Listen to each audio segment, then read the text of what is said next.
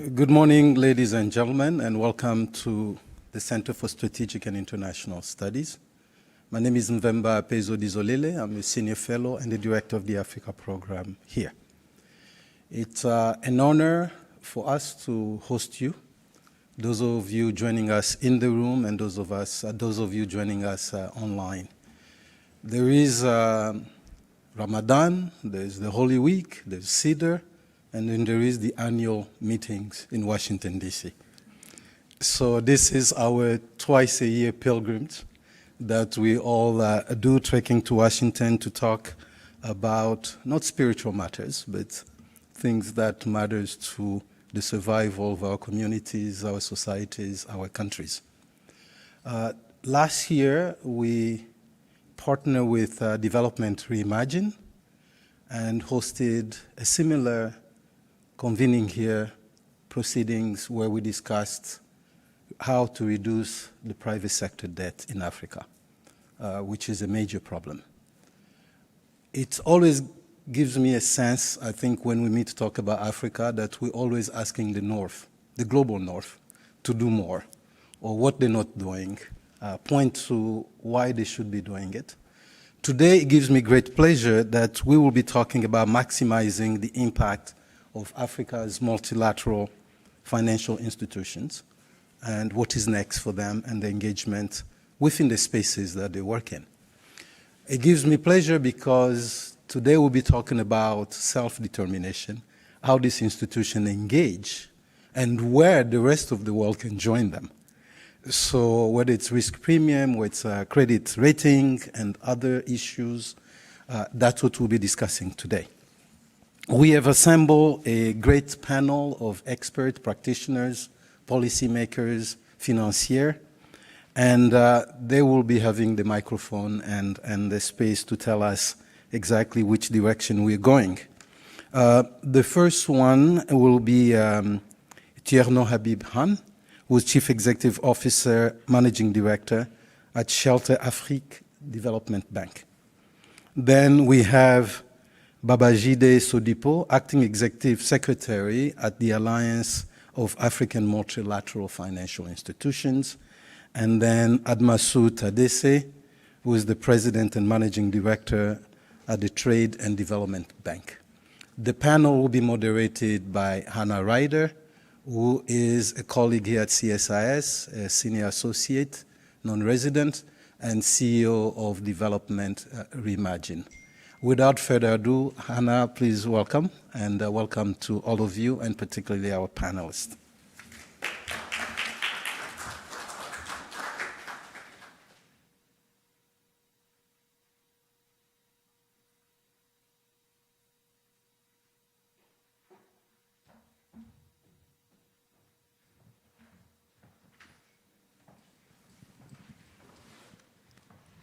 Good morning.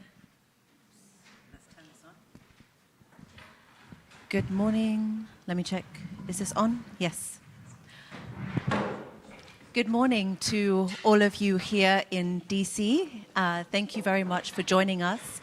And good afternoon and good evening to those of you online joining us from other parts of the world and other cities. Thank you very much for being here, and again, thank you also to the Center for Strategic International Studies for partnering with us on this event. I'm going to ask our panelists to join me here. I don't want to stay here on my own for too long, so please join us straight away. We have please come, just free seating on here. Thank you very much. Yeah, we have some incredible leaders of the African multilateral financial institutions here with us. And I will introduce them one by one, but also I will pose some questions to all of them, which are some joint questions, and then also some questions which will be specific to their institutions as well, so that you can also understand a bit more about their institutional perspective. And as Vemba mentioned, really the aim of the discussion today is really about what direction Africans are taking African development, and that, and through, in particular, through our financial institutions. So I hope that will come out very strongly today. So first of all, to my immediate left is Fatima El Sheikh. She's the Secretary General for BADEA, which is the Bank of for Africa. My goodness, the Arab Bank for African Development. Thank you very much for joining us. I tried to get all these things in my head in advance, but you know. Thank you for joining us, Fatima, and we look forward to your remarks and your views on the future as well for African multilateral financial institutions. Next to Fatima is Habib Tianokhan, who is the head of Shelter Afrique, also a development bank based in Nairobi. Thank you for joining us. And to my right is Admasu Tadesse, who is the head of the Trade and Development Bank group. Where's your headquarters? We're a hybrid. We have a couple of headquarters. There we go. See, I knew it was a question. Mauritius, Burundi, bit of Kenya. Okay, excellent. Inclusive. Wonderful. Kind of like Development Reimagined. We're also in different places too. So thank you very much for joining us too. And we should have a further panelist joining us a little bit later, but we already have a great quorum here for a brilliant discussion. So let me give you my first question, because I think it's important for our audience and those who engage in these issues, including here at the spring meetings, to really understand what kinds of gaps the African multilateral financial institutions are here to fill. And obviously, African multilateral financial institutions, some have been established very early on. I think TDB, 1985, is that correct? Some data. Shelter Afrique, fairly recently, BADEA somewhere in between. So I think there's different histories and gaps that you're trying to fill. So I wonder if you could just give us a bit of an explanation on that, and then we'll talk a little bit more about some other more details. So let me pass the mic to you, Admasu.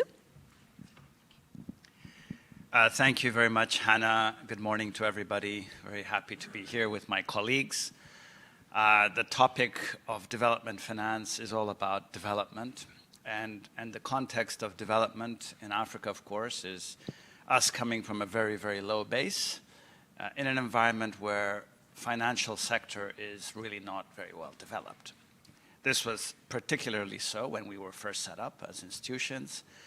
We obviously came from a very humble and difficult past, and private sector flows, market failure was very pronounced. It's still there today in very strong form, in the same way actually it existed in the beginning.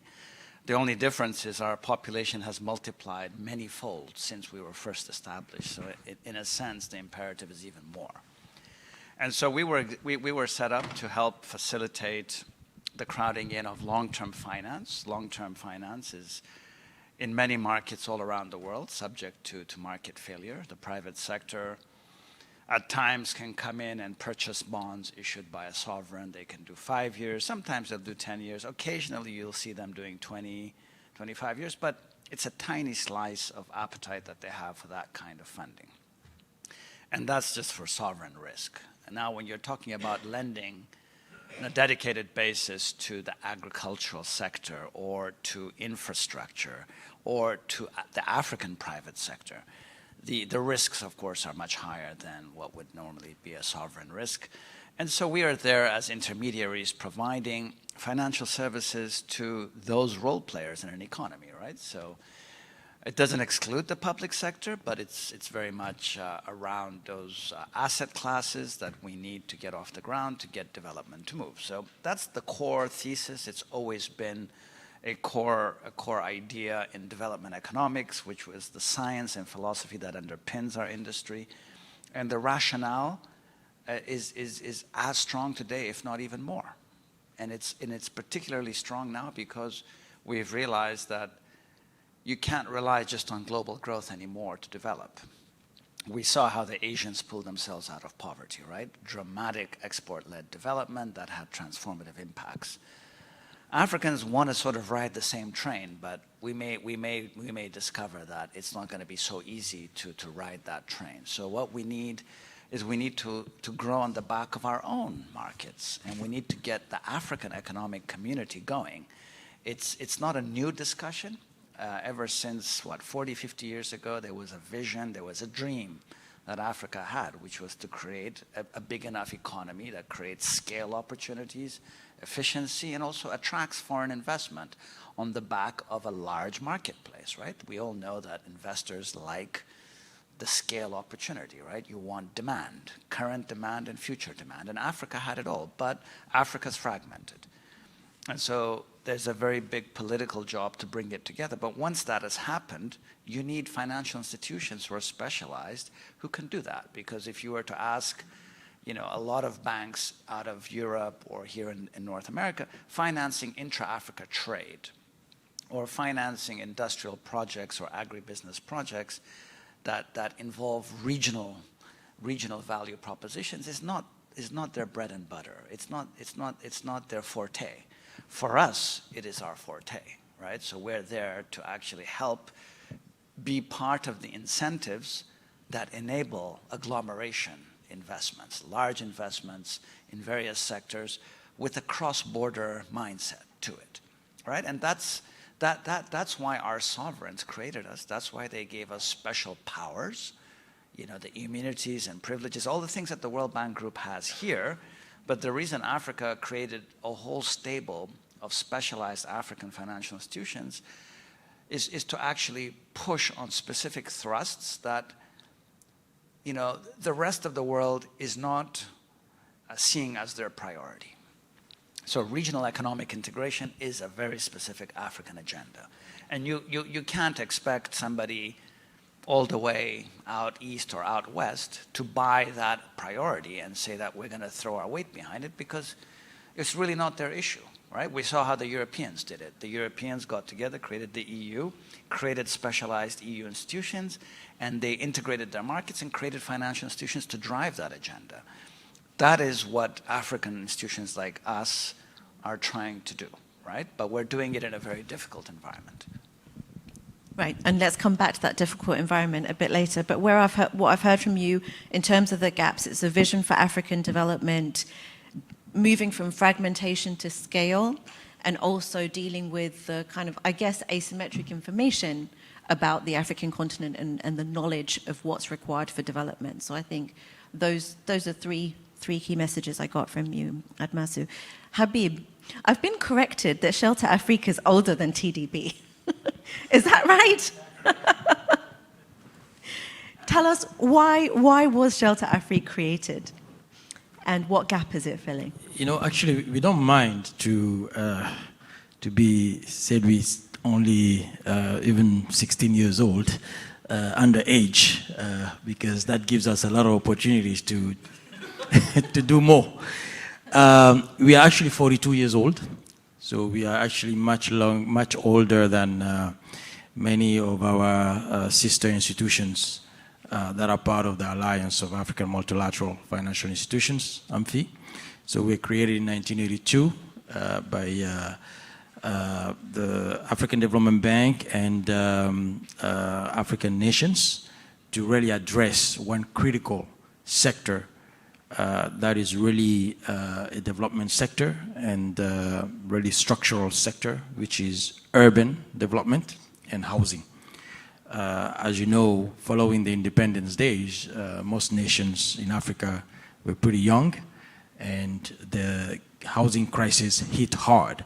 So it was very critical for the governments to basically encourage the African Development Bank to create an institution that is specialized. So we are a specialized institution that focuses on affordable housing and urban development. And this is across the full value chain, which tells you that basically we affect not only the supply of homes, building infrastructure, but also capital markets on the demand side, similar to what you have here in the US, Fannie Mae, Freddie Mac, where we've set up mortgage refinancing companies to help provide long-term funding to the banks in the different countries to allow those banks to on-lend long-term for mortgages.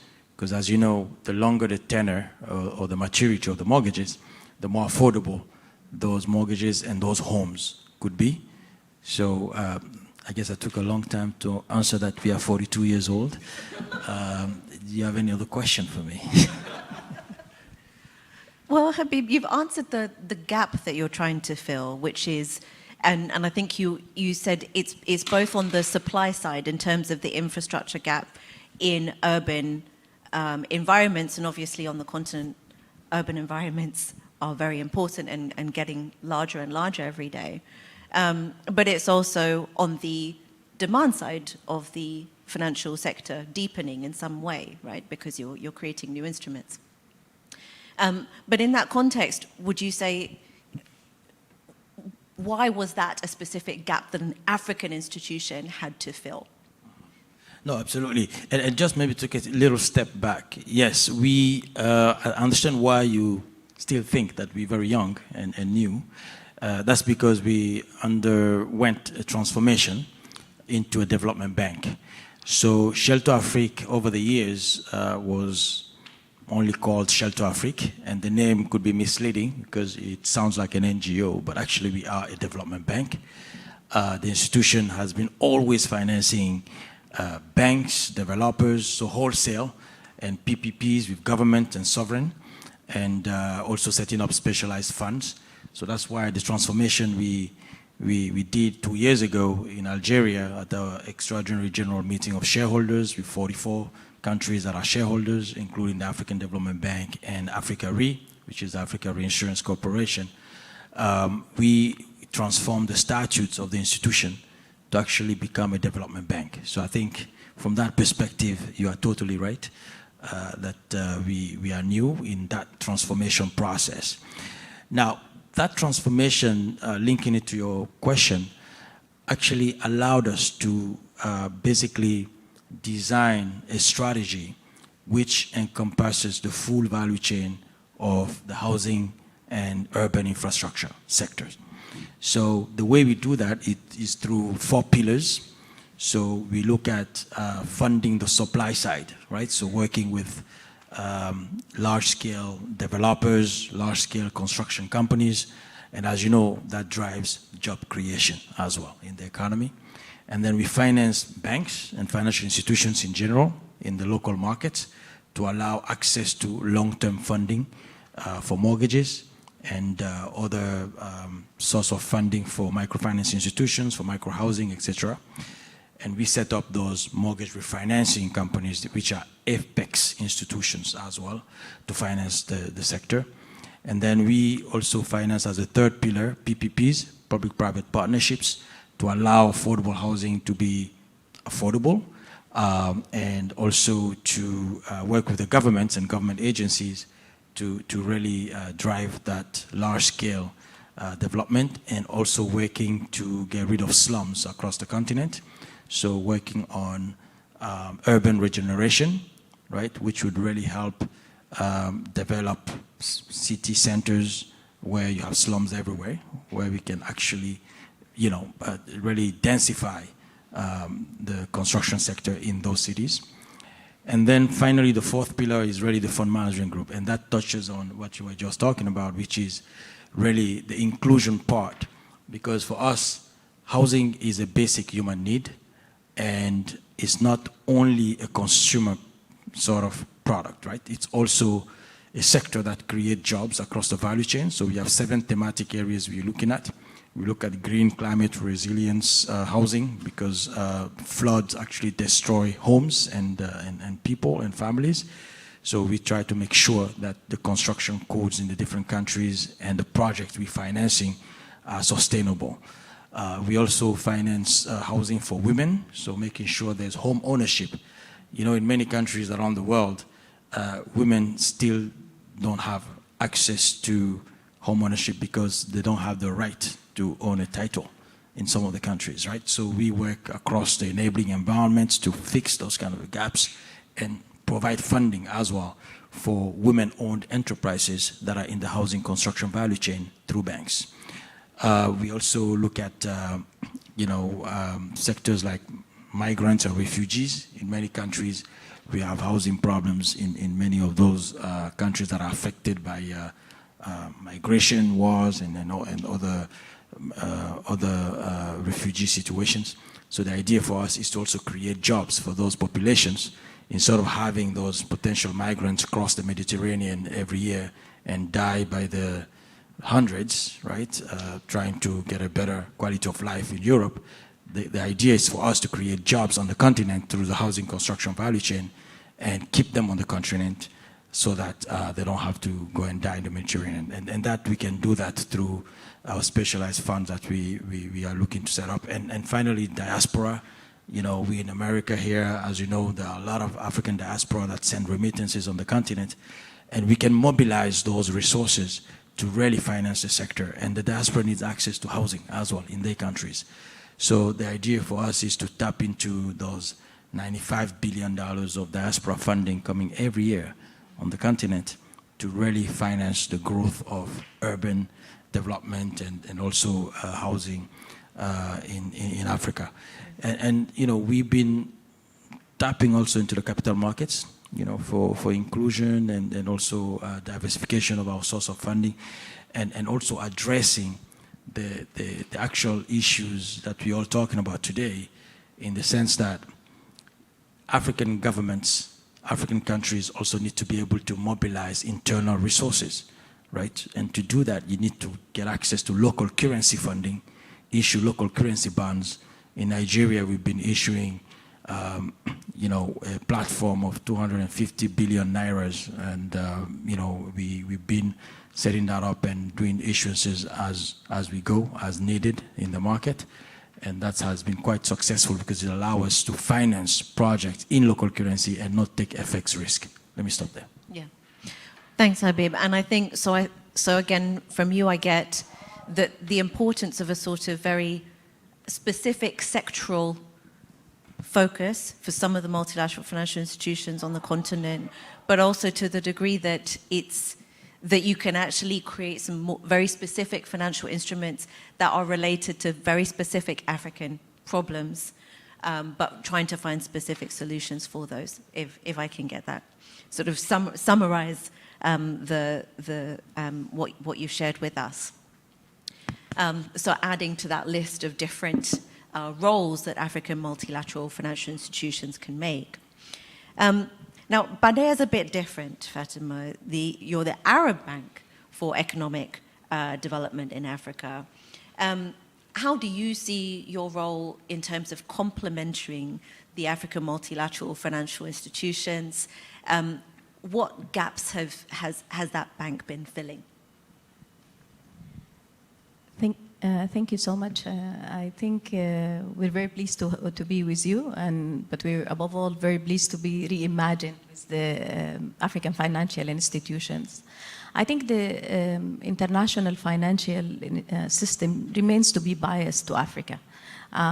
Institutions such as the Alliance of the African Financial Institutions and its partners like Badea are a different, I think, breed in the financial service. We operate with a development lens first, and we see opportunities where people see risk. And we deploy capital where people shy away from the African continent needs. And I think that's what brings the particularity of the partnership between the AMFI and partners like Badea. Badea is an Arab financial institution. It was established, and so we are a bit old, not me, the bank. I think we were born 50 years ago. We celebrated last year our 50th anniversary.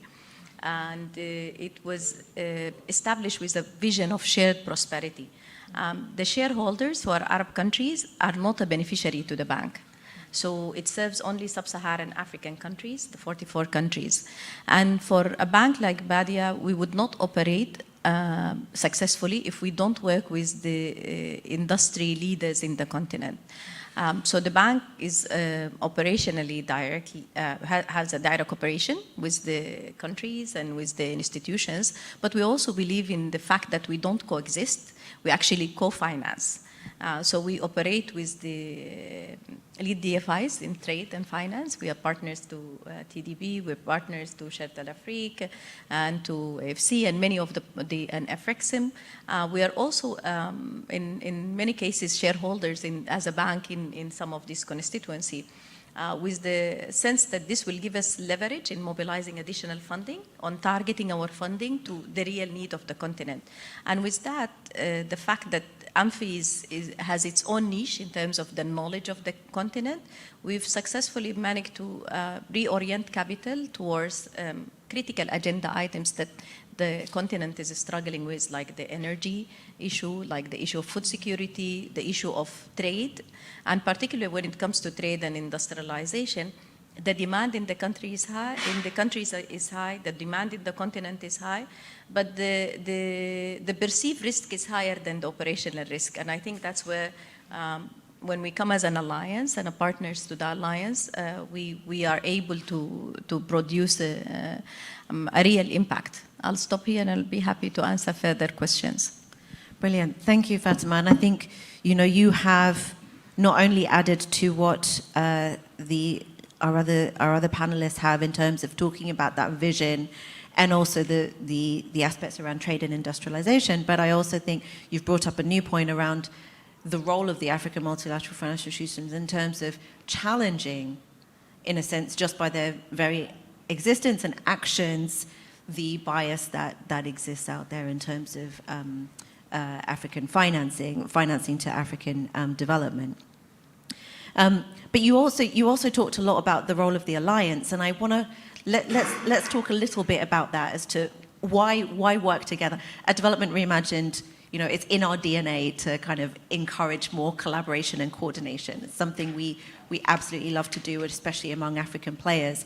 So the fact that the Alliance of African Multilateral Financial Institutions exists, why is that important for your organizations?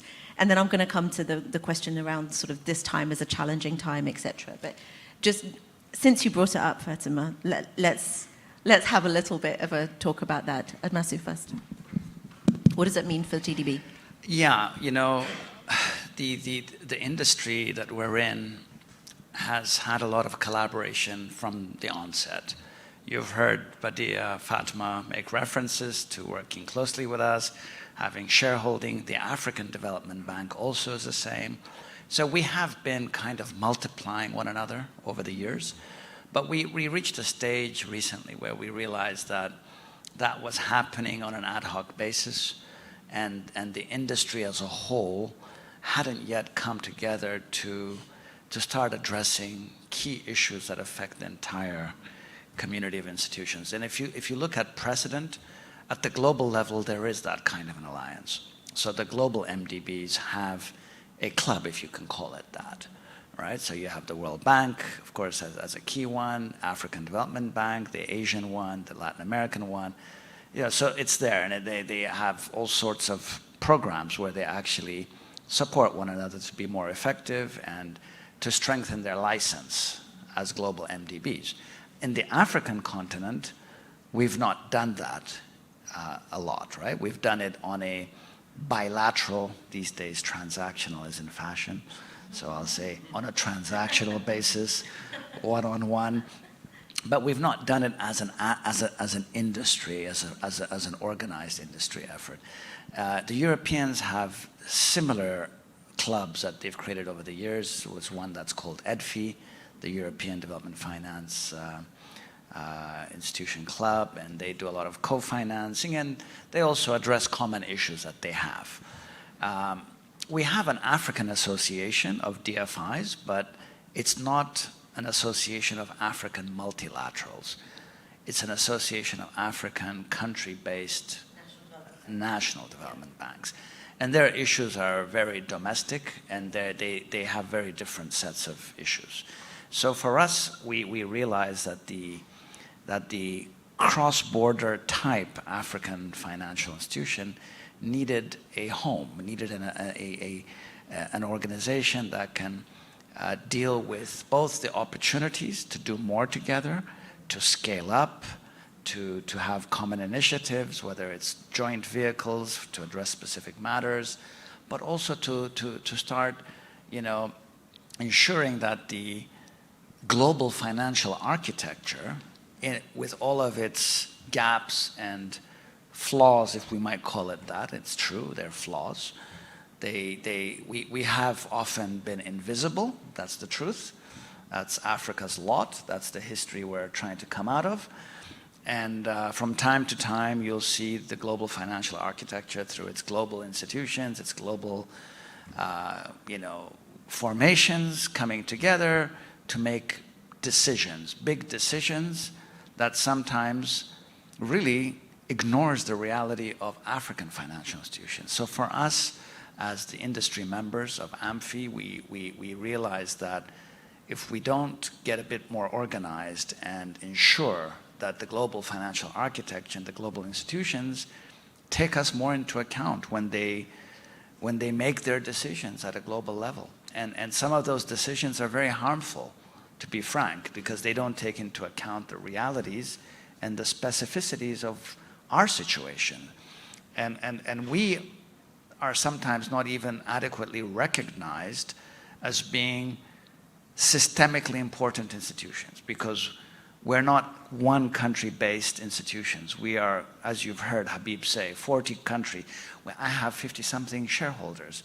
And so if you start damaging institutions, or if you start taking global decisions in a way that doesn't take into account systemic considerations, you're actually making things worse, right? And this is where there's a lot of unhappiness, to be frank.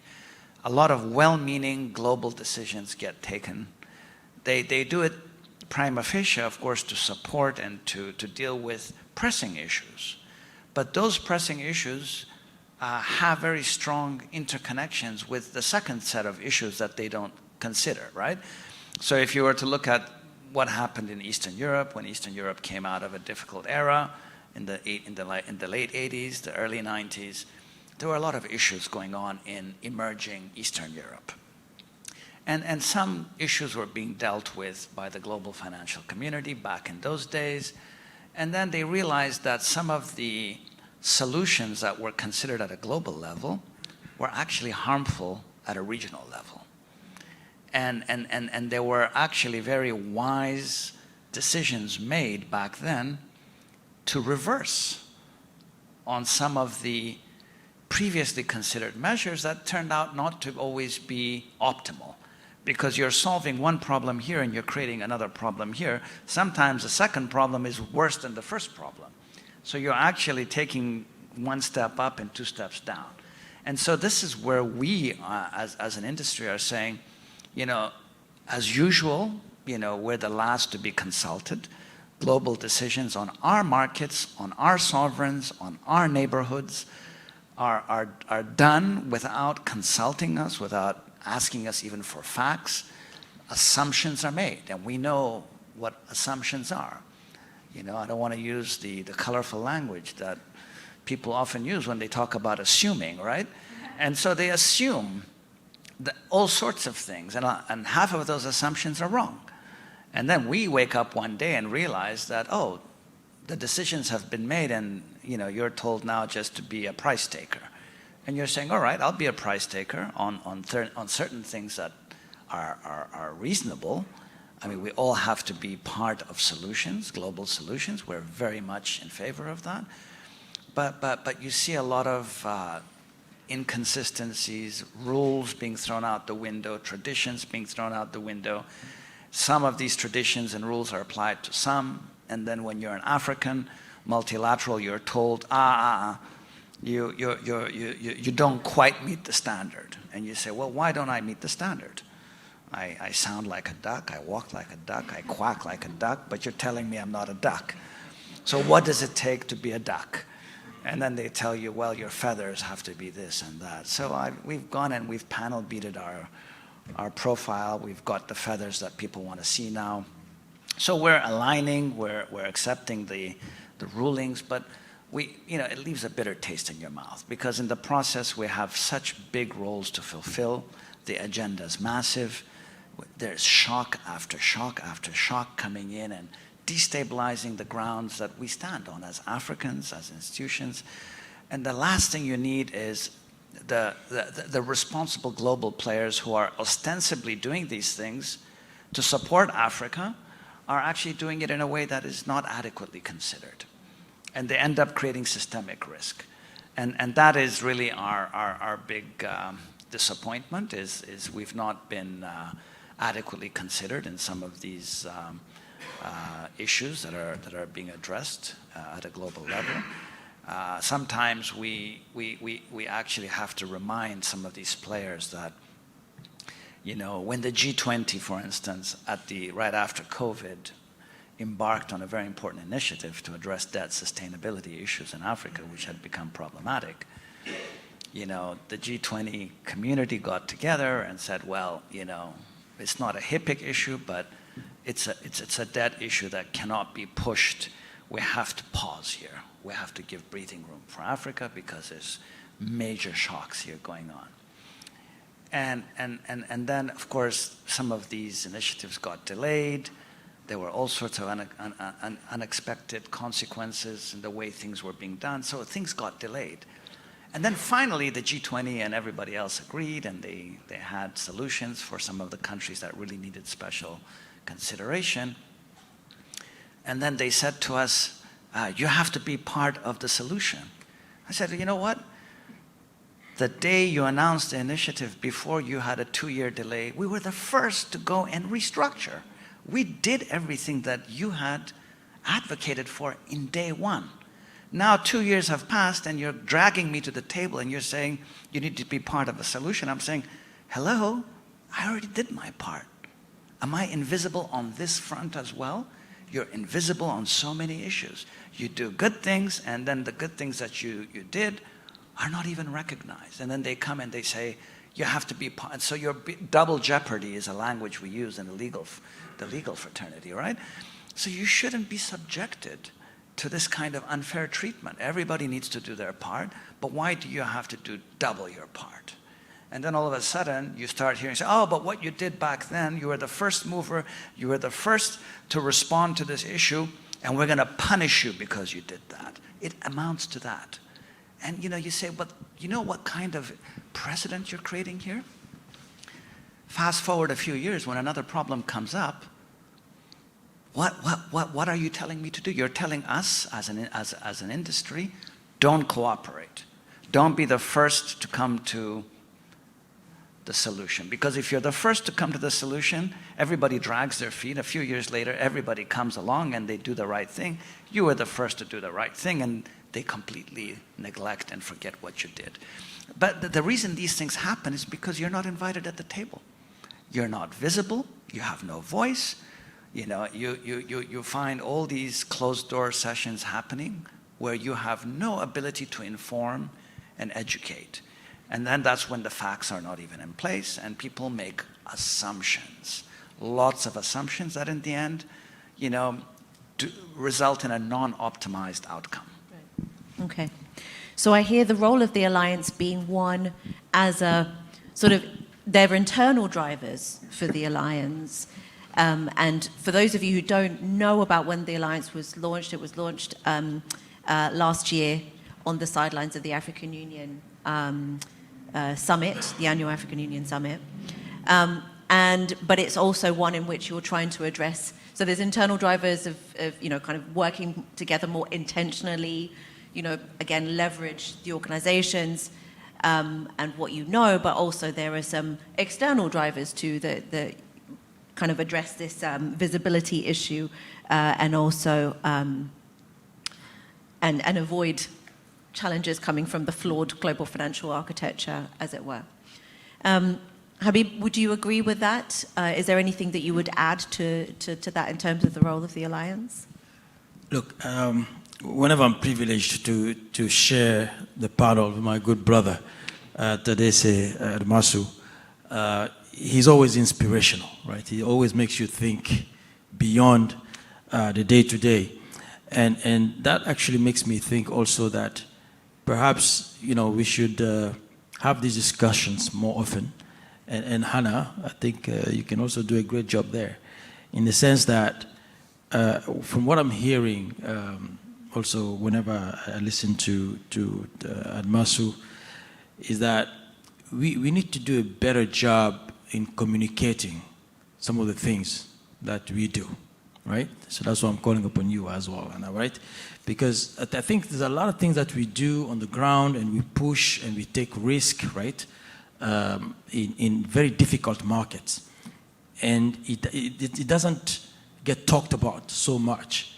And then when somebody else is sitting a million miles away, come up with an idea or a structure in financing some initiative, and a structure that we've already done, for instance, we've taken those kind of risks, and now they figure out how to do the same. It's very difficult, to just sit there and say, okay, this is something, this is like an innovation coming from a whole different market, while we've already done it, right? And the question is, how do we encourage institutions like ours on the ground to do more of that? So that's where I think capacity building, strengthening, institutional strengthening in the sense of capital, funding is really key, in many of our institutions. It's very difficult to be so far away from development, right?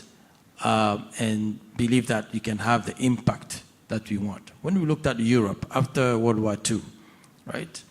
Some of these institutions globally today were being created, right, to address Eastern Europe challenges after the war, right? And much later, those institutions were not needed anymore in Eastern Europe because some other local regional institutions were created, right, to address the regional needs. And these institutions today are actually functioning in Eastern Europe, and they're not necessarily needing the historical, traditional institutions that we keep talking about today.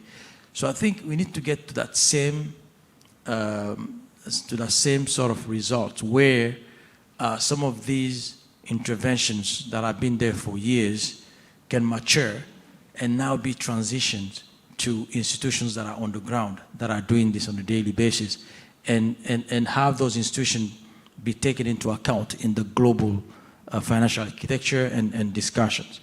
So from our perspective, we really think that structure is important, coming up with transactions that attract the private sector, because public sector resources are scarce and limited. And what I always advocate is that we have an alignment in interest between our regional multilateral development banks and the Bretton Woods institutions and other global institutions. Because at the end of the day, we want countries to develop and be sustainable while doing those, while developing, right?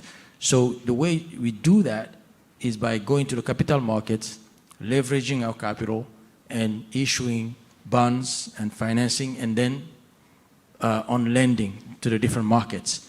So we kind of act like proxies to the different governments. So instead of those governments taking liabilities on their balance sheet, right, we are actually taking liabilities on our balance sheet and then extending for development in these countries, in different sectors. I mean, my particular sector is housing and urban development, TDB, infrastructure, and trade, and Afrexim, others. So the idea is to see how can we actually leverage more of that capital in the different sectors within our economy. So I think it's key to really understand that institutions are needed to a certain point, but the transition needs to happen to strengthen regional institutions, just like was done in other markets. Sounds good. So I hear, so building on what was said already in terms of the proactive communications around what the African multilateral financial institutions are doing. That's one key role for the alliance. But also, I think it also sounds like, in terms of thinking about the future and innovating, using those innovations and working together is also another key role for the alliance. Fatima, from your point of view, and I think maybe I can also ask you again, because let me move a little bit to the next question, and also let me remind our audience we will have some time for audience Q&A, so please prepare your questions, because this will be my last set of questions to you as the moderator. In terms of we are in a challenging time, right? And a challenging time, we've seen ODA flows being reduced, proactively reduced, not just because of, kind of growth is not good. It's actually proactive decisions. We're going to be reducing ODA because we want to be spending on other things. We're seeing lending also being kind of retracted from certain parts of the world.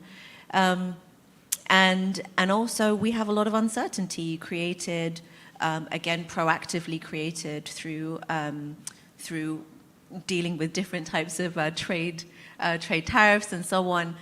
This is creating a lot of uncertainty for our economies, exacerbating uncertainty and risk that's out there.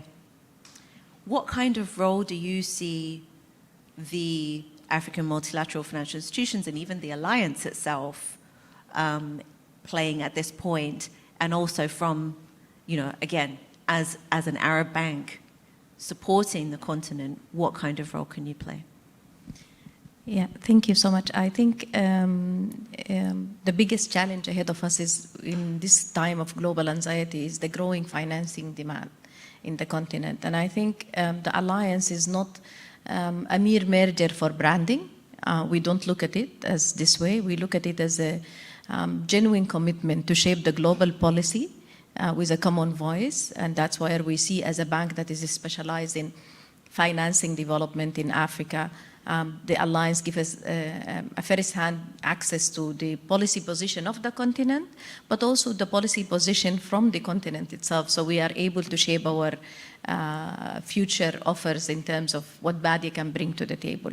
I don't see it as a big sign with different logos of the different banks. It's actually a common agenda item where the banks are shaping their offers. We're also able to produce a lot of innovation among us. I think the partnership between BADIA and many of the alliance members in terms of the enhancement of the capital, the opportunities of improving the shareholders' ability to access good terms financing to improve their shareholding in terms of the bank, which automatically helps in the banking sector rating improvement.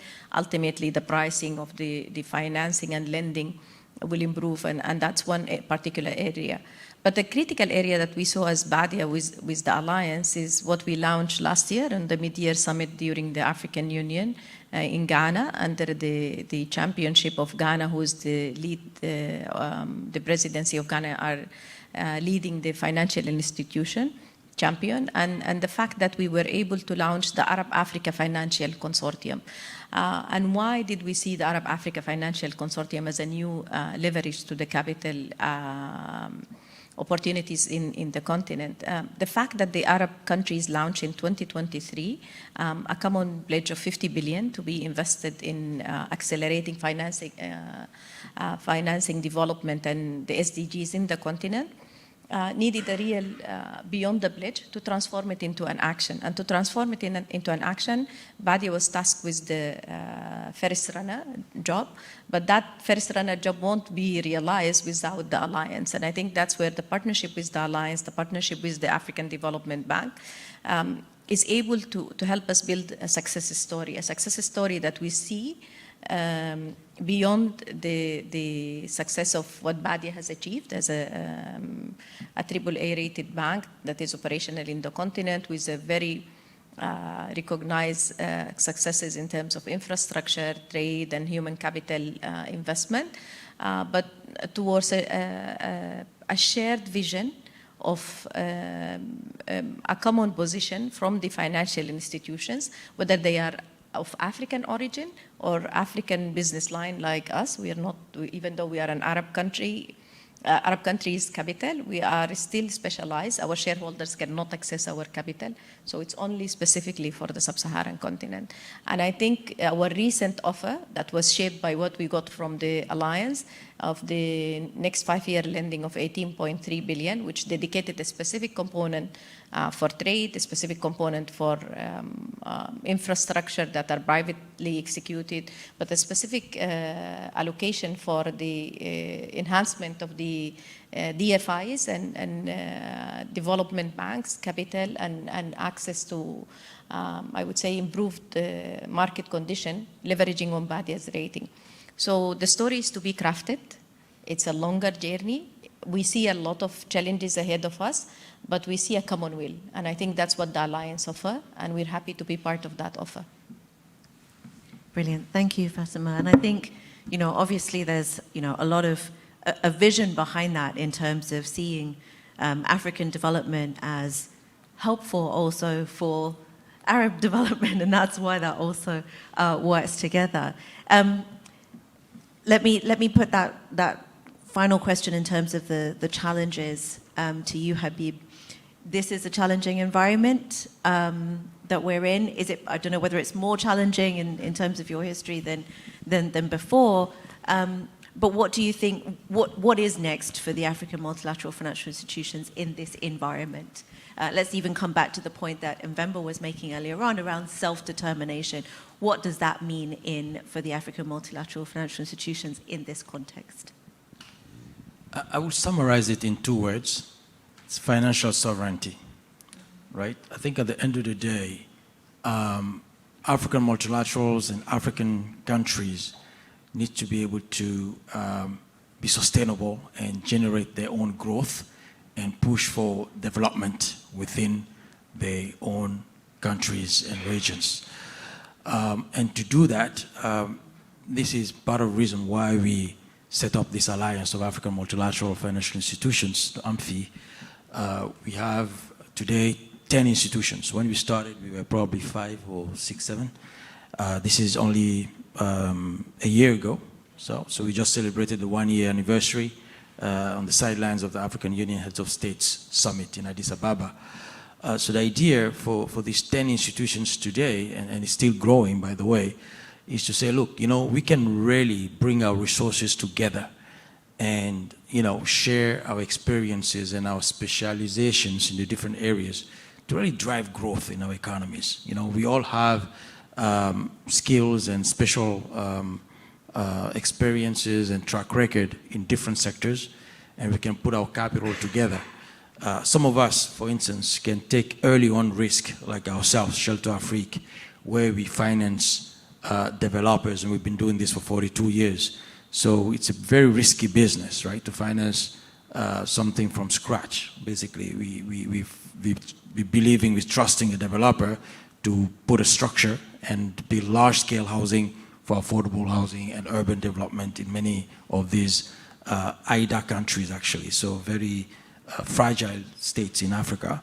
And we take that kind of risk. Now, some other institutions will take a risk that's a bit down the road, which is more of an off-take kind of risk, right? So we put the initial investments and develop the assets, and then some other institutions among us will take on that final risk and continue with the assets on a longer-term basis. And then what we also do is generate long-term investments via pension funds, insurance companies, the local capital markets in local currency, right? So that's where we see really the future, because until we can invest in local currency, until we can develop, we can invest, we can push our development through local currency funding, structurally, African currencies will always be depreciating. So it's key for us to strengthen our macro, our currency, and our investment in local currency. So the alliance is very early on. As I say, it's only 1 year, 10 institutions, multilaterals owned by governments and other multilaterals across the world.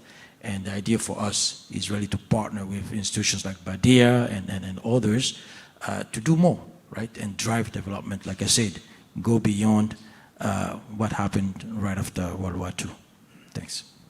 So still open for partnership with others, definitely, but also in terms of what next, really continue this drive towards self-determination. You said financial sovereignty, by being able to take risk and also deal with, certain specific challenges like local currency, and build that up. So that's great.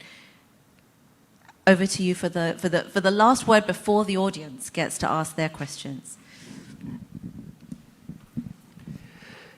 Well, I was making lots of references to for the need for us to engage in order to build understanding and to build more cooperation and to avoid pitfalls and unintended consequences.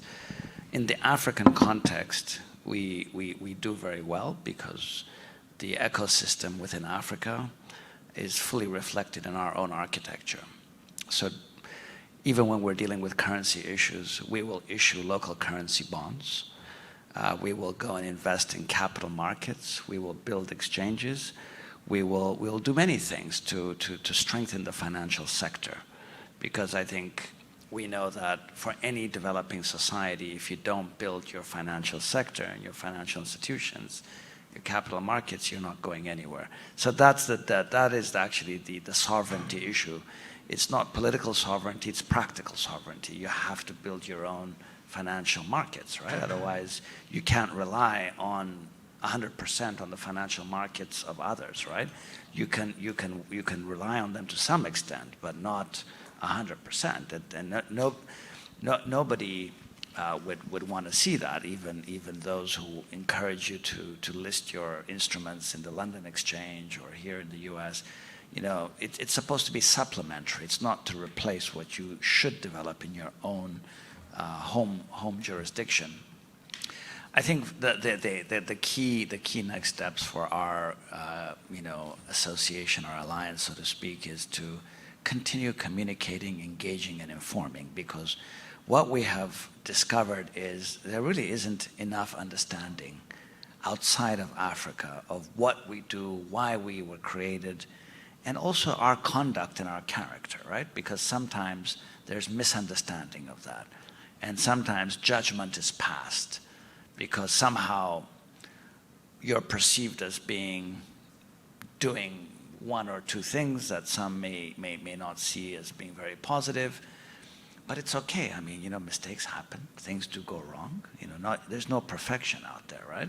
So you can't throw a whole industry out or condemn a whole group of institutions to unfair treatment because maybe you have a concern with one or two things that are valid in their own right, but you can't take class action decisions on that basis. So I've always said I'm very happy to be subjected to high standards, to demonstrate good character, to show that we're a responsible financial institution in the way that sometimes stakeholders want to see us, subjecting ourselves to that. But you need an opportunity to actually have that conversation, right?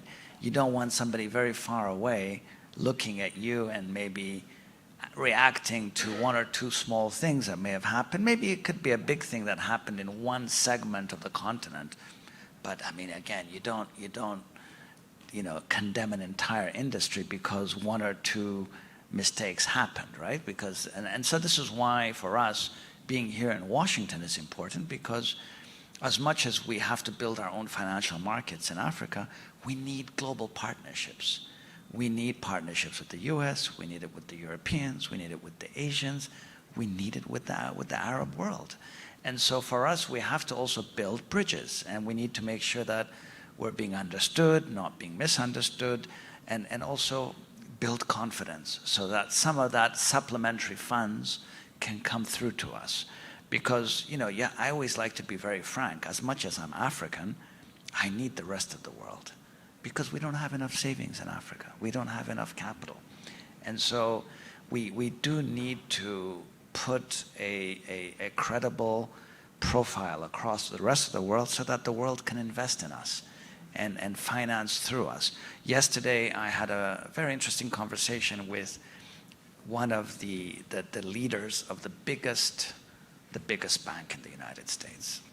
It was a fascinating evening because one of the points that came up in that discussion was, we're coming to Africa. We've opened up a couple of offices. And I said, wow, that's so welcome. Because a lot of the traditional global banks have been going the other way. So I said, you know what? You're doing something that's kind of counter-cyclical. And I said, hat off to you, sir. Thank you very much for coming and putting some presence on the ground. I said, I was just curious. Did you have any questions from some of your peers, the traditional big global banks who've served emerging and frontier markets? Did they ask you what you saw that they're not seeing? And the interesting remark was that, look, we're coming in, we're setting up offices, but in the final analysis, we're not coming to do the things that you need to do. We're actually coming to work with you. We're coming to put our support through you, kind of what Fatima was saying from the Badia side. And so I think the communication and engagement will help our stakeholders, you know, in places like the US to understand that this industry that we represent, we are actually the hands and feet of development finance. So even the global big financial institutions from the US, when they come to Africa, they still need partners like us to work on the ground. So they'll be wholesale players, we will be intermediaries. We will be good intermediaries. We will enable them to deploy their capital. And it's not just charity, right? Let's be honest, this is development. So there may be some good terms, there may be concessional aspects, but it's also good business, right? So we're saying, you know, we'll be your good counterpart in this part of the world. So there's a win-win, right? So, and so without engagement, without communication, without confidence building, you can't get to that win-win. Because in the final analysis, we live in a world where there has to be a win-win approach. You can't just ask and say, you know, I deserve and therefore you shall and you must. No, I mean, it's you put a value proposition on the table and say, you know what? As we start to develop, we'll need a lot of specialized equipment from the United States, medical care, Boeing jets, tractors, you name it, right? And we will be a good export market for the US. But we need a little bit of stimulation, get us up and going so that the growth can happen. And as it happens, we'll be the new Japan one day. We'll be the new, you know, Germany that developed out of the Marshall Plan. So these are the kind of win-win, you know, value propositions we're putting across. And it's not charity. I think it's long-term, you know, interests for everybody. A very good point to move to our audience Q&A. I'm going to start here in the room and also remind, I think we have a lot of our viewers are online. So also welcome questions from online. And I know that there have already been a few comments online in terms of really reiterating some of the points that have been made already by the panel in terms of encouraging even more sort of openness around governance structures and accountability. You were just talking about that. And also in terms of investing in education as well. I think maybe there are some of the AMFIs also invest there as well. So would there any questions from the audience? There is a microphone just there, so please, if you don't mind going to the mic, if possible, to ask a question. I think we had the lady first and then the gentleman. Thank you. So we'll take 2 or 3 questions together, and then panelists can respond. And if you please introduce yourself as well. Thank you. Thank you very much. Good morning. Thank you very much for the session and also your questions. My name is Basani Baloyi. I'm from the Institute for Economic Justice. Just listening to you all, it broke my heart to hear some of the issues that you've been confronting, dealing with, I guess, the global financial architecture as you raised it. And I also heard that, you know, you've been around, some have been around for longer. You're the youngest of them all. But wanted to get a sense from you about why now? Why now that this alliance came about, given that these issues, I imagine, have been faced for the decades that these institutions have been around. What has happened in the global space that created this opportunity, and if it's any way different from what has been faced before? Thanks. Good question. Thank you so much. Steve Landy, Manchester Trade. I really go to a group that I learned as much as I learned today, so I thank you very much. I mean, my hands full with tariffs and other issues. Okay, I'm trying to understand exactly what you guys do. And what I think I understood, and please contradict me if I'm wrong, was that you really don't reach out to U.S. investors, U.S. financial people. You reach out to institutions that have already put them together and so on, etc. Does that mean you work with U.S. IFDC, that you work with Export-Import Bank? Who do you work with in the States and so on, etc.? And how do these people then relate to you? I have a very specific question about the Arab Bank, ABD. Are you a successor to the Islamic Bank? Does the Islamic Bank still exist? How do you deal in this horrible political situation, which gets worse every day, although maybe get better next year, who knows, in terms of Israeli money when it comes into Africa, projects that have Israelis' involvement, etc. So on that specific basis. But the real question is, how do you relate to me, not to me, but to an American company? Do they go to you, or do they go to somebody in the States who then goes to you? Thank you very much. Another very good question, very practical, I think. Yes, one more question, and then we'll come to the panel. Thank you. I don't usually ask questions. I just tell you things that you need to know that will make you change your mind what you're doing. Please introduce yourself, sir. Huh? Please introduce yourself, sir. I'm the man that Gaddafi was reporting to on the United States of Africa 2017 project. I just came back from Africa 4 months ago doing the work. I want you to think about what are the 10 largest economies in Africa. And also I want you to think about which countries in Africa have the largest number of multimillionaires and billionaires. September 21, 2026, we're going to launch the Groundswell campaign for this. September 21, 2026.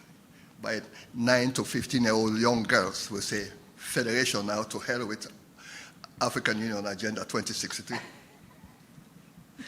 Thank you very much for your contribution. And I guess there's a question in there around bringing together the continent and what role you have in that too.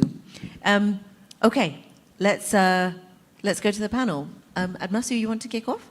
Yeah, maybe just on the practical question from the gentleman, since we're here in Washington, I mean, what do we actually want to do with U.S. counterparts? And I think you've suspected, right?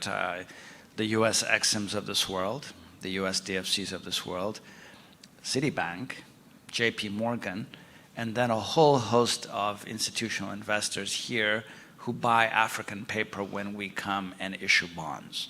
We'll issue bonds out of Europe and issue bonds out of the US, depending on what format you're using. So there's a lot of US investment that comes into our institutions in this way. So it's not like there's no flow coming. I mean, we've had very good flow. It's just not enough, really, and the type of flow is limited, and we want stronger partnerships, which is about equity, right? So as anybody would know, in the world of banking and finance, you need to balance the equity side and the debt side of your operation. And so we get a lot of debt from the U.S., and it's been a good story generally.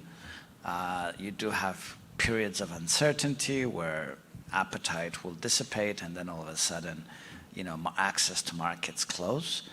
And so that, we suffer when the world gets jittery because the market's close to us, and then we sometimes have refinancing risks. You'll have bonds that come up for maturity, and normally as institutions you'll issue another bond to take out another bond. And so these are some of the issues that we face here, but it's generally, we are very active. And then on the other side, there's US investors who come into Africa who need solutions, products and services.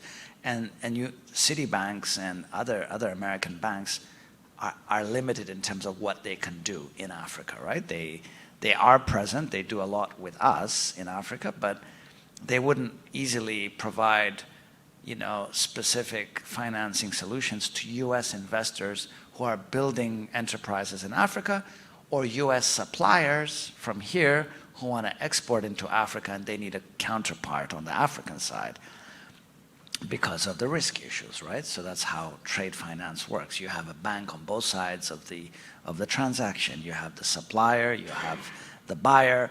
The supplier has their bank, and then the buyer needs their. So we would stand by the African buyer side, and you'd have an American bank standing behind the supplier from here, and we need to interconnect somewhere. But if we are not solid enough to face an American bank here, the American supplier won't be able to execute a trade deal with Africa, right? So this is why the US also has something in it, right, for them, because they need fairly well-established, healthy African financial institutions who can facilitate this US-Africa business, right? So that is the win-win. That's the value proposition. So we're doing a lot of that. I have American clients in the continent who sometimes say to me, off the record, they say, wow, I've been looking for a bank to give me a particular solution in my home market, but they just don't know Africa. They are not set up for it, and they don't have the dispensations to do that. So they say, can you help me? And I say, of course we can help you. If you meet our standards, our requirements, we'll be very happy to be your bank. And so I have several American clients. I have American suppliers who sell to Africa through me. And because our ratings are so much higher than almost every African country, that's what makes us relevant. By coming together as multilaterals, you become much stronger than any African jurisdiction. So, without mentioning any particular country, I'm probably the highest rated financial institution compared to any sovereign. The only exception might be Botswana, Mauritius, where those are the only two. Yeah, those are the out only of 54 exceptions. countries, there's maybe 2, 3. You count them on one hand. But the vast majority are not even rated. And those who are rated, in most cases, are several notches below us, and they're not good as counterparts. So if anybody wants to do business with Africa, and the private sector has risk appetite, right? They need somebody who meets a certain standard. We as AMFI members meet those standards. And so that's why for the rest of the world that wants to do business in Africa, it makes sense to have us capable, willing, ready, and able. Great answer, thank you. Habib, you want to add something to that? Yeah, I'll just take maybe the question from Madame. Why now, right? Very good question. Actually, I asked the same question when we started this conversation a year ago, when the whole idea started to. By the way, the acting Secretary General of AMFI, the Alliance, is in the room, and he can also talk through that. So I think time was ripe, right? Because we realized that a lot of us have been operating in silo, right? And we all have the same objective at the end of the day. It's about economic growth, economic transformation, job creation through different vehicles and different means and different structures, different sectors. But we can be very complementary. Some of the institutions that we've been discussing with, we realize that actually by working together, we can complement each other big time and scale up our impact across the full value chain, across the economic spectrum, and not just focusing on our space. So I think it was critical for us. Today, just to give an example, we have a housing deficit of 53 million units across Africa, 53 million, 53. And if you assume that a home price, an average price, $25,000 per home, affordable homes, right? Just do the math. You need more than $1 trillion right? That's $1 trillion of investment you need. Major opportunities. One single institution cannot fill that gap. And by the way, that gap is growing every year, right? As population grows and urban development, urbanization is happening at the fastest pace in Africa. So when you look at all our balance sheets, we're in the billions, right?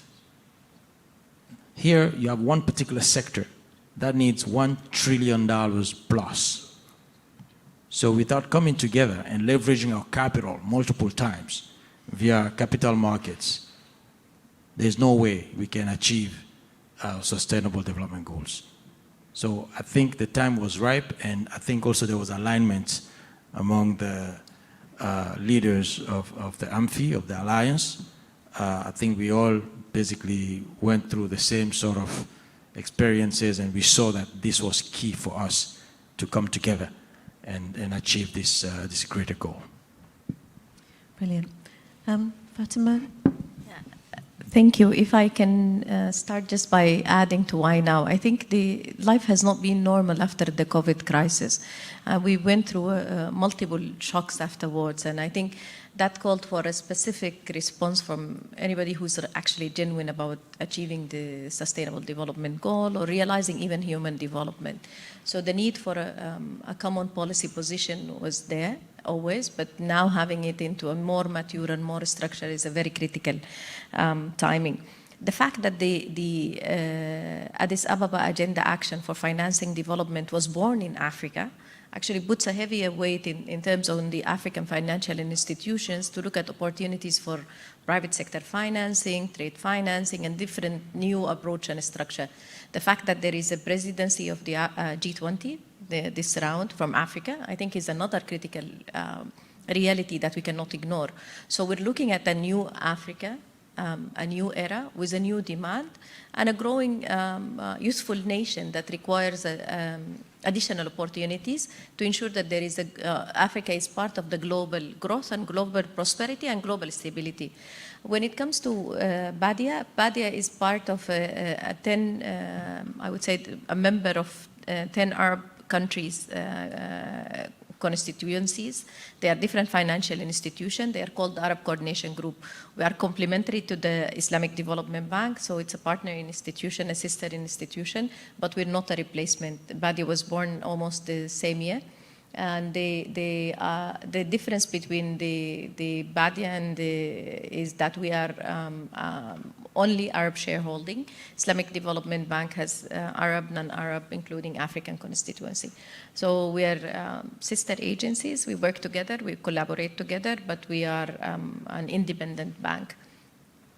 We actually operate with some of the American institutes when it comes to private sector financing and trade financing. We do finance some of the African exports to the US, particularly some of the commodities that are highly consumed in the US, like chocolates and the cocoa products. And we operate with PCIU also in terms of sharing knowledge and exchange of information about business opportunities. So we do, in some opportunities, when there is opportunities, we see opportunities and we step in together as partners. In terms of a critical area we see with the alliance is the fact that we support the African opportunities of insurance, so AFC and other entities, and that's a critical area for any international investor that wants to tap on the opportunity in the continent. But we also set up specialized funds like the East Africa Trade Fund, which is ISTAF. And that's a specialized fund for enhancing specific trade. And we created a specific window for the continent to do international trade. Originally, the bank had only inter-Africa and Africa-Arab trade. But then after the COVID arena and the global food security crisis pressure, we have created a new international trade opportunity to allow Africa to trade with the global sphere at large, and including the US in terms of importing commodities that are related to food production and strategic commodities that the continent needs. Brilliant. Thank you, Fatima. And I think it's really good that you also brought us back to remembering that, again, some of this comes out of the shock of COVID-19, and I think that answers some of the questions too in terms of why now. I'm going to come to you, Admasu, because you want to ask one more question, but just a reminder, we'll just take a couple more audience questions before we'll then go to the final segment of today's event. So if I haven't seen any further questions come in online, so if there's any in the room, please put your hands up. And yeah, okay. So 2 more questions, and then 3 more questions. So 1, 2, 3. Please go to the mic. Admasu, please give us your points before we'll have the final set of questions. I just wanted to highlight one point, building on what my colleagues said about why now. So you heard about the scaling up, getting organized so we can partner better to move the needle further. And of course, in a context where the world is changing and you have to rely more on yourself, right? That's the one side. But there is the hangover of what Fatma spoke about, which is the COVID and post-COVID shocks that have left a lot of pressures and unresolved issues in our financial landscape. Okay, so, and these are issues that are being debated and negotiated in G20 forums and other global, how can I say, platforms. And this is the global financial architecture type issues. And it's not just about us doing more together, it's also about making sure that when these big issues are being dealt with, they're being dealt with in a fair way that takes into account African specificities. And so there is an agenda here for managing reforms and managing measures, global measures that turn out sometimes to be harmful at the African continental level, the unintended consequences side of things. So this is why we need to get organized and bring that perspective out, because if we don't, then again the assumptions will rule the day, and we'll wake up one day and discover that big decisions have been made on Africa and Africans are not a part of it. Strengthening the African voice in general. Okay, final set of questions. Again, please introduce yourself, even though I know you very well. Thank you. Thank you, Hannah. And thank you to the panelists for such an interesting discussion. Really, a lot of the talk has been about, dealing with shocks, the COVID-19 shock being one of the drivers of the setup of AMFI and all that. But there is an even bigger shock facing us right now. The IMF has just projected that the US tariffs will definitely result in lower US growth projections as well as worldwide recession.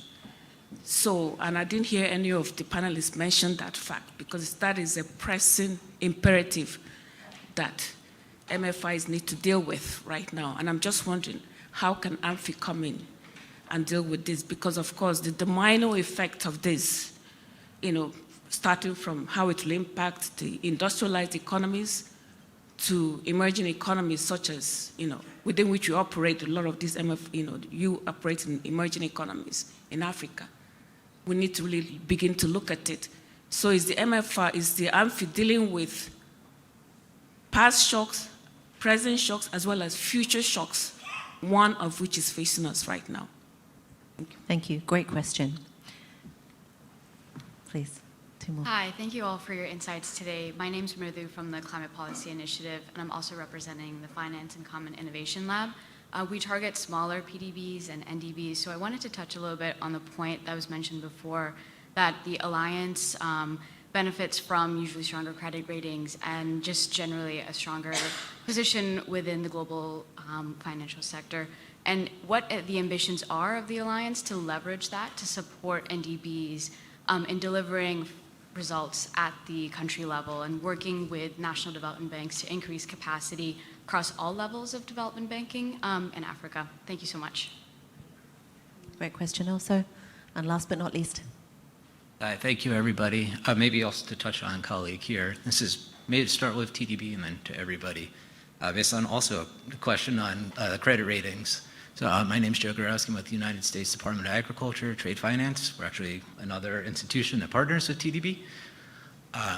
So of course, as you mentioned, rightly, you're very highly rated in the credit rating agencies. However, that is, Fitch, Moody's, and S&P. I'm talking to colleagues on the continent and elsewhere. They're not always so high on those, even though we find them very reputable and we rely on them a lot. We have our own internal metrics, of course, but those are one things that we look at. What is the status of Africa credit rating? I believe there is an agency that was being talked about, and what do you think about that and maybe the effects on sovereigns to have an Africa credit agency with legitimate founding?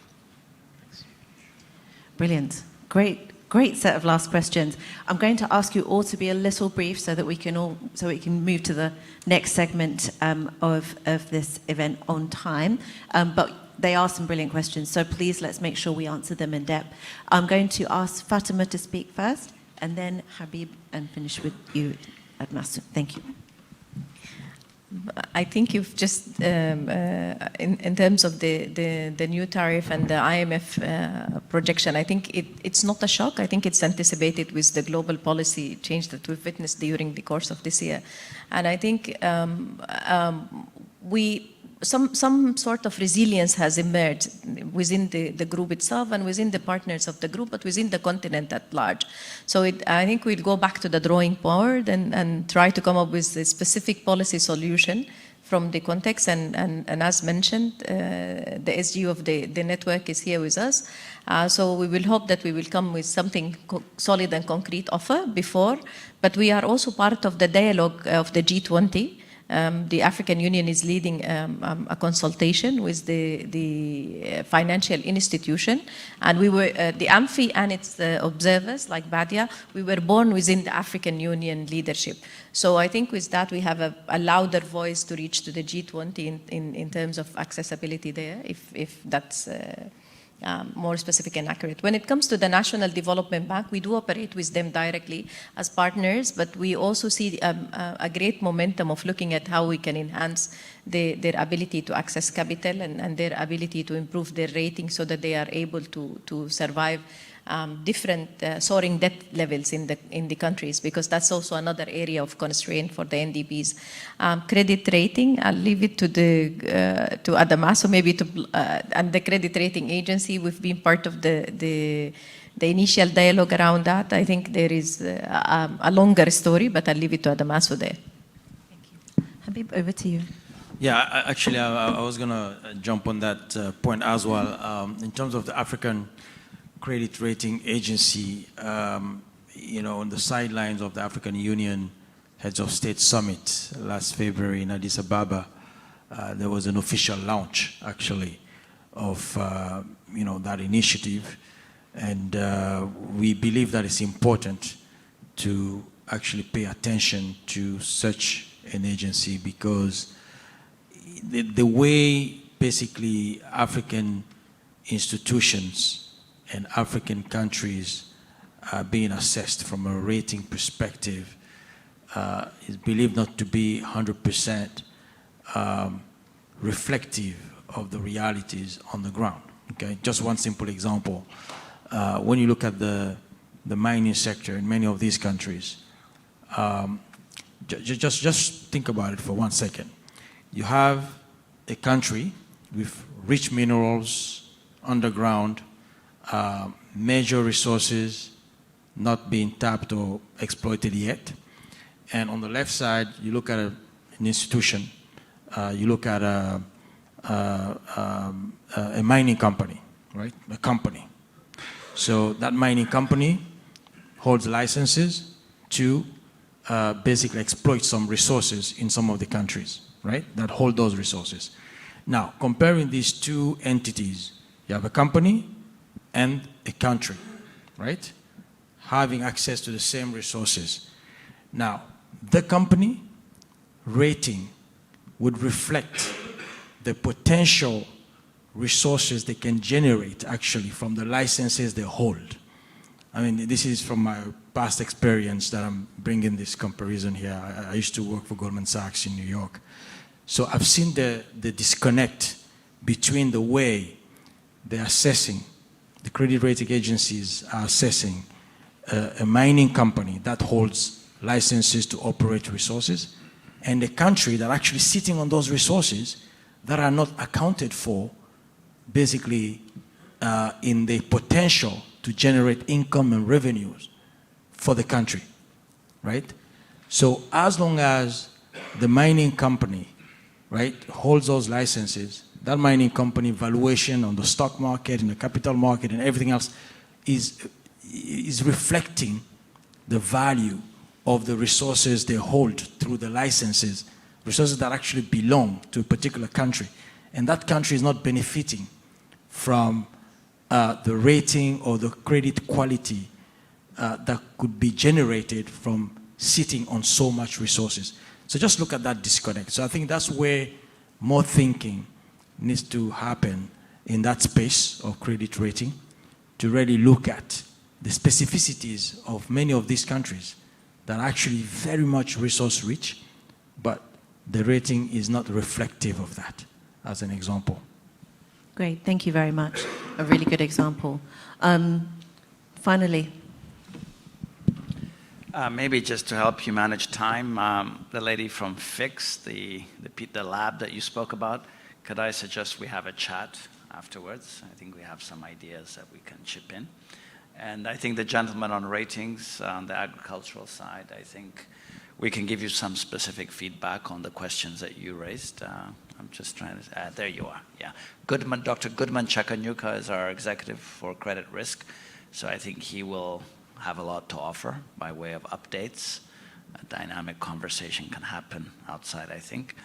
And then just I'll just pick up the last, one of the points that I think might be of particular interest to a wide audience here, because we are in the US. Talk of recession, everybody's hearing about that. What does this mean, right? And I think for us, we always like the win-win approach.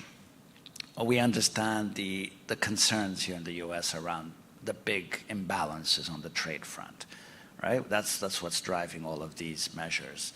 Of course, there's a lot of debate as to whether that's the best way to go about it or not, but I think the African continent offers a lot of opportunity, not just in the here and now, but in the years ahead, because it's 1 billion people heading to 2 billion.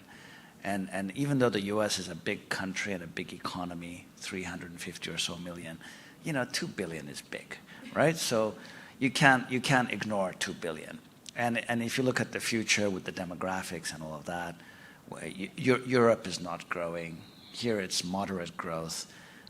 Even Asia is not growing, shrinking, right? India is the only one that's growing. So there's a huge opportunity for the US private sector, for the US economic machine to take advantage of the big opportunities ahead. And we think whether it's the immediate recessions coming out of the cycle that is changing now to future issues that might arise, I think under all circumstances, Africa represents a big opportunity for the US and for any part of the world that wants to take advantage of that big market that is in the making. And many people don't realize, if you just blot out the noise a little bit and just look back over the past 50 years versus where we are now. Africa has conflicts, we have issues, we have setbacks, but if you look at the long-term trend of Africa, it's been a very positive story on the whole. It's not the disaster that sometimes some media like to portray. And I think going forward, you'll have more and more middle-income countries, more emerging markets, and then of course there's a security of supply issue. If the US were to invest in mining as one specific area, the US is as an agricultural power. We have food security issues. We have a lot of arable land, a lot of fresh water. We're endowed, we have more resources than we know what to do with it. And this is where the US can come in and be a part of driving up investment in Africa, get a good return for the capital and the skills and the technology that the US brings, and at the same time, build a future market for exports to come directly out of the US. And I think this is what some other parts of the world have been doing. Let's be frank, I don't want to mention the names, but I think this is where the US really has an opportunity to rethink and reposition itself. And then you deal with the immediate recession issues and explain to the American community, the American population here, that there is a big opportunity in Africa. It's not charity. It's not adding to the burden of taxpayers here, which is a valid concern, but there is a lot of upside for U.S. investors and the U.S. economy as a whole. So that's my answer to that question that the Madame raised. So a very positive note on which to finish this panel. Thank you all very much. So let's please give our panel a great vote of thanks. Thank you very much, and thank you also for some excellent questions. Now, please do not leave, because we have two more speakers who will kind of round up this discussion for us. And so I'm going to ask our panelists, you can leave and be now listen. And I'll introduce our two final speakers for this event, so that you'll now just hear from them and not me anymore. So first of all, we will have, we're very pleased to be joined, as well as these excellent heads of organizations, African organizations, Vice President Hassatu Nsele from the African Development Bank, who's going to join us to give us her roundup of also what African coordination in the context of the African Development Bank being, yes, you'll be speaking from the podium, Hassatu, thank you. Really also to give us an understanding of where the African Development Bank also sits and what contribution it's also making in terms of African development as well. So thank you very much, Hassatu, for joining us. And after Hassatu speaks, we will have Mr. Babajide Sodipo, who is the acting executive secretary for the African Alliance, the Alliance of African Multilateral Financial Institutions, who will close off the discussion and give us some closing remarks. So thank you all. That will be my exit. And hand over to you, Hassatu. Thank you very much, Hannah, and thank you to the CSIS and to yourself, Development Reimagine, for inviting me to this session. And just going through the theme. The African Development Bank has been playing a central and critical role in the growth of the African continent. We are not just a financier, but we also act as a facilitator, as a catalyst for deeper collaboration that positions African multilateral institutions as a cohesive force for transformative change. So we are very pleased to see the Alliance for African Multilateral Financial Institutions, which creates synergies and which will lead to focused and greater impact to advance the continent's development agenda. And I'm very pleased because we at the African Development Bank deeply believe that we all need to work and complement each other if we want the continent to move forward. And today, more than ever, we need to see we see the need for Africa to do even greater efforts to drive its destiny. And from the onset, the African Development Bank has been clear about its purpose and its vision for Africa, clear about the development needs of a continent, and with the keen understanding that it required more than the bank's own financial capacity. And this is the reason why the African Development Bank has created or established or been an anchor investors in many of the African DFIs, Africa 50 that we created, AfriXim that we created, Shelter Afrique, being co-investor, an anchor investor partner with ATD, with TDB, with AGF, and so forth. And we've provided seed equity and financial resources to a whole array of national development banks across the continent. So this is why also we created the Africa Investment Forum, to combat the perception that Africa is a risky, unattractive investment destination. The IF is a transactional platform that puts together in the same room project sponsors, de-riskers, financiers, project preparation grants, etc. And many of the African DFIs, TDB, who is represented here, Badea, are part of are founding partners of the African Investment Forum. These platforms will has already allowed us to mobilize the private sector at scale to co-finance with investors inside and outside of the continent. And some of the other of the AMFI members have also expressed an interest in participating in this platform. So, and because all of that, because creating those institutions, being anchor investor is not sufficient, providing financial resources is not sufficient, because the AIF also is not sufficient. The African Development Bank has been looking at optimizing and leveraging its resources to do more. We do have a $54 billion balance sheet, but which dwarfs the needs of the continent. So financial innovation, SDR channeling, I've been a keen advocate of SDR channeling, and I did promise to our African DFIs that some of these proceeds are going to be, that we're going to use them to shore up their equity and to provide other type of resources. This is still a live project that we are pursuing. But the complexity of Africa's development challenges, from climate adaptation, because it's true, to infrastructure financing requires an integrated approach, and collaboration among African DFIs enable resources pooling, knowledge sharing, and the creation of financial instruments at scale. So AMFI is about complementarity, not competition. We are stronger together. Each DFI has its own strength. Structured collaborations allow these strengths to be synergistic rather than overlapping. And this collaboration aligns more effectively with the goals of the ACFTA, and which will harmonize trade finance, infrastructure development, and regulatory framework across region.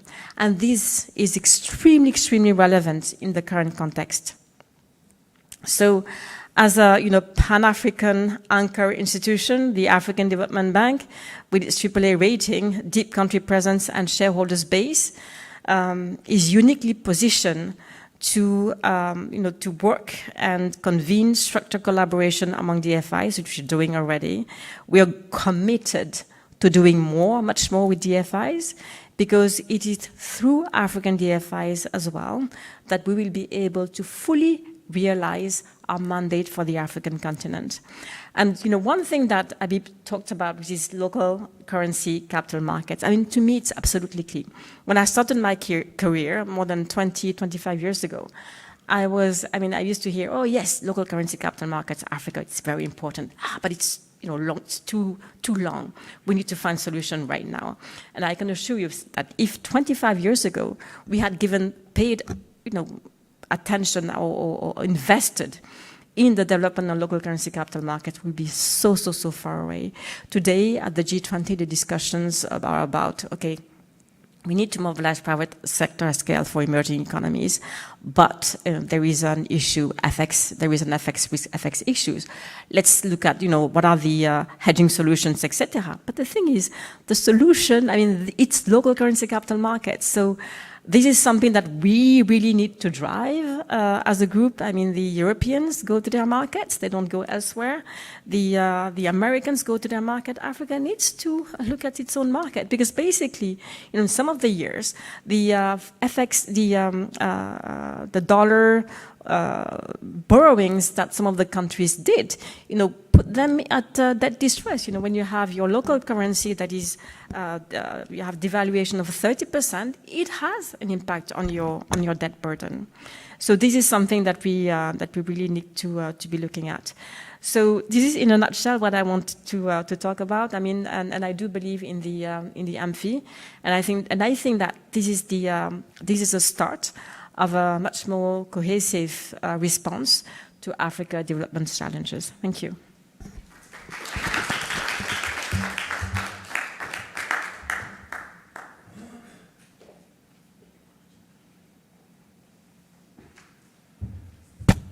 Thank you very much, everyone.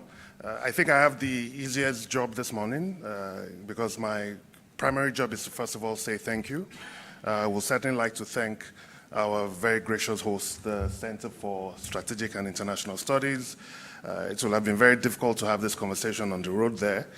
They've provided this lovely space as well as their own gravitas to this conversation, and we're extremely grateful for that. Except, of course, we also would like to thank Development Imagine for putting this very important, very vital conversation together. We'd like to thank all our panelists and all our speakers. I think we'll all agree that the conversation has been engaging, in depth, and also quite illuminating. So we would certainly like to thank all of them for making time out of their very, very busy schedules to join us this morning to have this conversation. Last but not the least, of course, we'll thank the audience. We know that there are many competing and conflicting conversations going on this morning, but you did take the time to join us in this conversation, as well as those that are online. Again, it will have been really difficult to have a conversation in an empty room, so we're very grateful for sparing us some of your attention in this matter. Moving ahead, I think it's very clear that Africa has a story to tell, and AMFI, the Alliance, has a key role to play in telling that story. And I think we'll be talking, of course, with the CSIS, we'll be talking with Development Reimagined, as well as the AMFI members, to find out how we can have these kinds of global conversations in a much more systematic, coherent manner. Not just conversations around telling the stories about the incredible things that we are doing, but also telling the stories about the opportunities for investing in Africa, the opportunities for partnering with AMFI members, which the members have really highlighted in their conversations this morning. So hopefully you will be hearing a whole lot more from us, and you'll be seeing a whole lot more of us. So thank you very much again for your time and attention, and we hope you have a successful rest of the week. Thank you very much.